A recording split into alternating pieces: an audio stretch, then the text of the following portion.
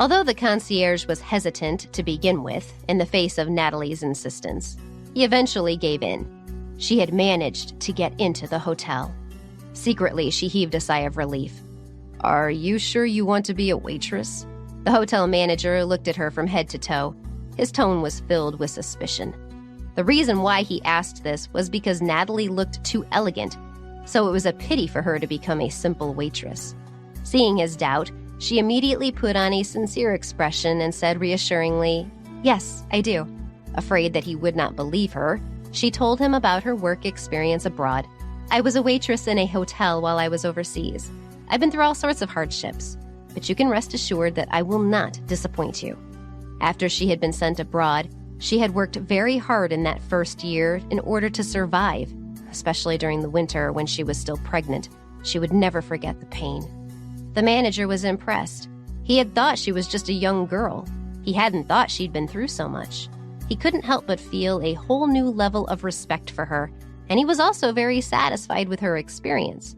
Without saying anything else, he offered her the job. "All right, you can come to work tomorrow." Natalie almost cheered, but instead, she coughed lightly to cover her excitement and thanked him over and over again. "Work hard.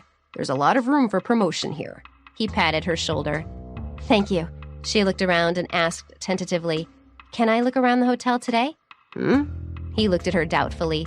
"I want to familiarize myself with the place first, so I can get to work faster when I come back tomorrow," she explained with a smile. When the manager heard her reasoning, he liked her even more. It was very rare for an employee to be so enthusiastic about their work. "All right, I'll find someone to show you around." He immediately called for a girl around Natalie's age. "Susan, this is our new waitress. Show her around and help her get familiar with the hotel." "Understood, sir." Susan smiled sweetly at Natalie, who quickly returned the smile. Natalie started thinking about ways to save her child. "Natalie," the manager said. Natalie was stunned for a moment before she realized that he was talking to her. "Yes, sir?" "The people staying on the top floor of this hotel are rich and powerful. You can't afford to offend them, so you must be careful." "Yes, sir," Natalie and Susan answered in unison. Then they looked at each other and smiled. After giving his instructions, the manager told Susan to find a set of work clothes for Natalie. When she started work properly tomorrow, he would order another set for her. When she had finished changing into her work clothes, Susan showed Natalie around the hotel, floor by floor. She was a very passionate and cheerful girl. On every floor they went to, she explained about it in great detail. She was very eager to tell Natalie everything she knew.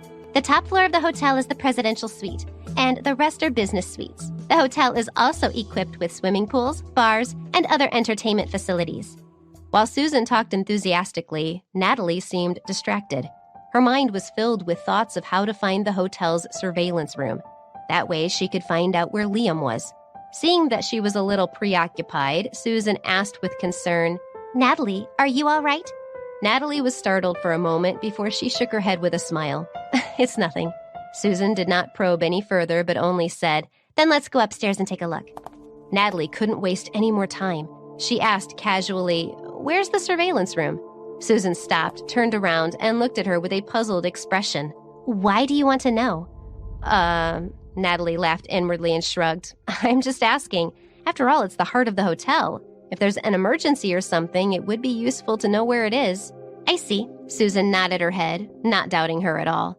She told her right away which floor the surveillance room was on and also how to get there. Natalie wrote it down and smiled brightly. "Thank you.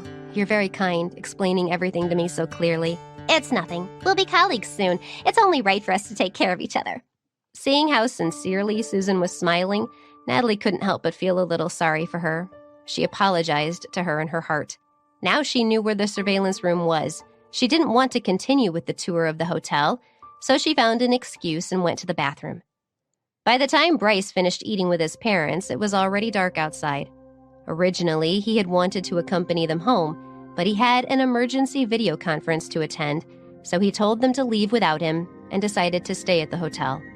The hotel kept a room for him all year round. After the video conference ended, Bryce heaved a long sigh of relief.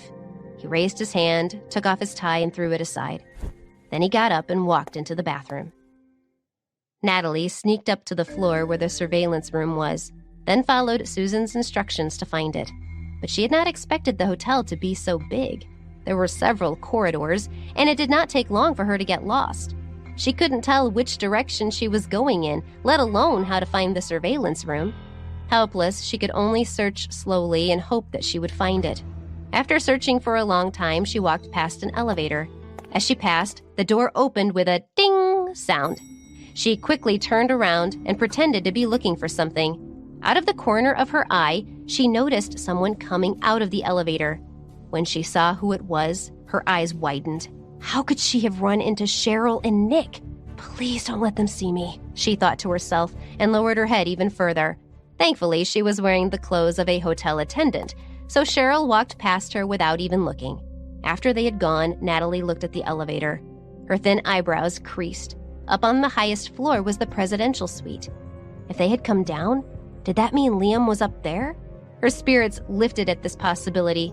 She dashed to a nearby staircase and began to climb. It took almost no effort to reach the top floor, and she soon found a suspicious-looking room. There were 2 tall, black-clothed men standing at the door, bodyguards. Liam had to be in that room. How could she get into that room? Natalie frowned. At that moment, a waiter pushed a food trolley past her. This gave her an idea. She strode forward and snatched the trolley, smiling as she said to the startled waiter, "Let me do it." "Who are you?" he said, realizing that he didn't recognize her. "You don't know me? I was just hired today." She feigned shock and her eyes widened. Then she sighed helplessly and said, "Well, this hotel is so big and there's so many employees. It's not like we all know each other. You should go rest. I can do this." "But..." The waiter wanted to say more, but she cut him off. "It's okay, we're colleagues. We have to help each other out. You look tired. You probably haven't had a good rest in a while. Just take this opportunity to have a break, okay?" "I look tired?" He lifted his hand and touched his face. "Now." Natalie pushed the trolley toward the room with the guards. By the time the waiter could react, she had already entered the room. It was very quiet inside, so quiet that it didn't seem like anyone was living there. Natalie looked around, but she didn't see Liam. Her thin eyebrows creased. Could she have guessed wrong? Maybe he wasn't here. Suddenly, she heard the sound of water splashing, and she turned to look at the bathroom. The door was frosted glass, and she could vaguely see a tall figure on the other side. Her heart skipped a beat. Ooh, this was bad. She was in the wrong room, and there was someone here, in the shower. She had to escape. She turned around to leave, but in her hurry, she didn't pay attention to where she was going, and she bumped into the trolley. Bryce closed his eyes and let the warm water spray over his body. Suddenly, he heard the sound of something crashing to the floor. His eyes opened in shock, and he quickly turned off the shower. Without the sound of the flowing water, the room instantly fell quiet. A faint moan came from outside the bathroom. With a cold expression, he pulled a towel around his waist and strode out. Oh my God! How could she be so unlucky? When Natalie bumped into the trolley, she couldn't react in time and fell backwards onto the floor. Oh, her butt hurt. The pain made her grimace, and she couldn't hold back a groan. Suddenly, a pair of hotel slippers appeared in her line of sight. Natalie sucked in a breath of cold air. She immediately shut her mouth, and her mind raced as she tried to figure out how to explain herself to the guest in this room. But before she could come up with an excuse, a cold voice came crashing down on her from above. "You really don't know how to give up." Why was that voice so familiar? She frowned and slowly raised her head. A handsome, familiar face came into view. Her eyes widened. Oh my God, how could it be him? Bryce looked down at her condescendingly. His black eyes were deep and frightening. An unlucky person will find themselves in all sorts of unfortunate situations. Natalie tilted her head and gritted her teeth.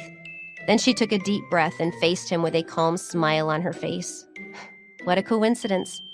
Bryce sneered. Yes, what a coincidence. Natalie got up and stood straight.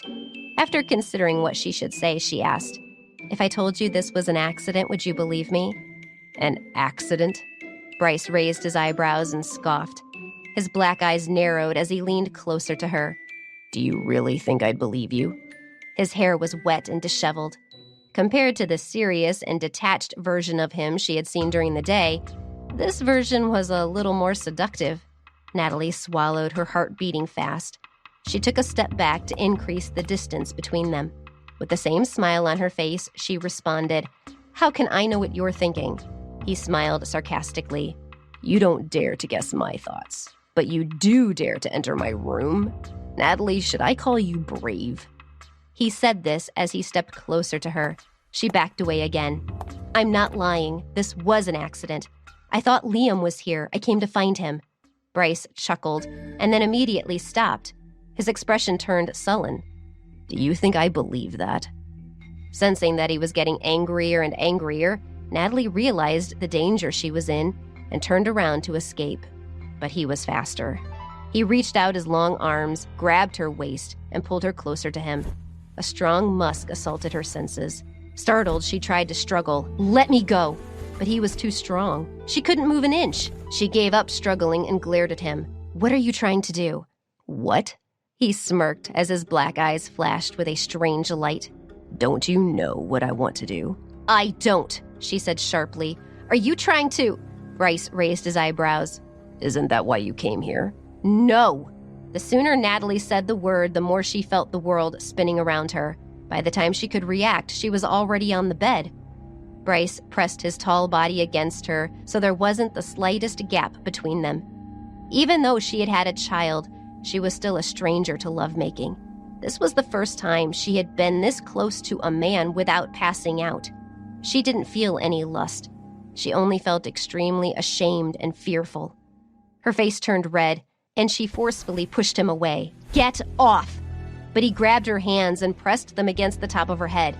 Then he bent down and whispered in her ear, "Since you came, don't go. I'll trade your body for my help." As he spoke, a scorching hot breath gushed onto her neck, causing Natalie's body to stiffen. She felt an unprecedented sense of fear. "Bryce, it's not what you think." Her eyes were red, her voice tinged with tears. He propped himself up and looked at her coldly. With a mocking smile on his lips, he said, "It's too late to say that now. You should have thought of what might happen before you came into this room." Why should he believe her? Terrified, Natalie shouted at him, "I don't care what you think. Get off me!"